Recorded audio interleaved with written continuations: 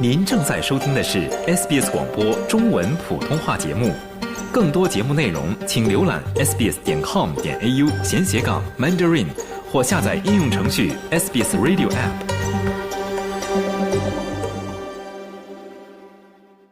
澳大利亚东北部大面积洪灾导致超过15万头牲畜死亡或失踪，但研究人员表示，洪水将为一些物种提供生命线，恢复鸟类种群，它们将在澳大利亚各地的新湿地繁殖和觅食。下面请听报道。在澳大利亚中部的红沙地区，旺嘎咕鲁和亚拉云迪东 Roselands 长老对干旱并不陌生。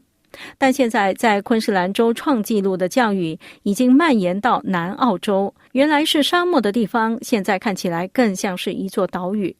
虽然大多数动物试图逃离，但也有一些动物奔向洪水。 For me, as a park ranger, I just love the bird. Roseland 先生说，这是一幅迷人的景象。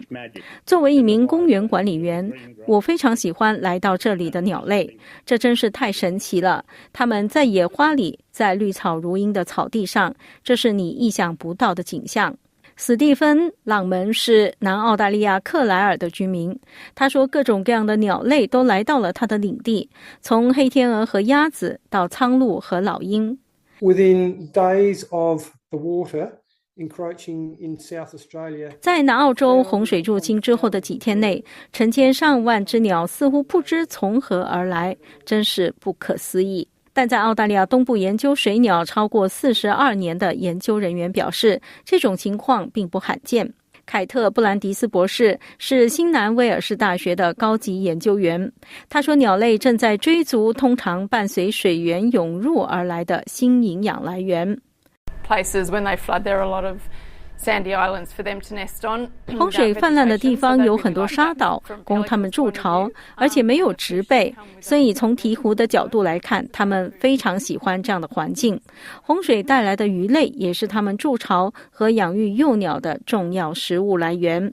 2023年，超过2万只鹈鹕迁徙到新南威尔士州的纳兰湖，该湖的水源只有在洪水泛滥时才会充满。这些鸟类可以飞行超过400公里，迁徙到维多利亚州吉普斯兰湖的新洪水区。布兰迪斯博士说，这些鸟类是怎么知道去哪里，仍然是个谜。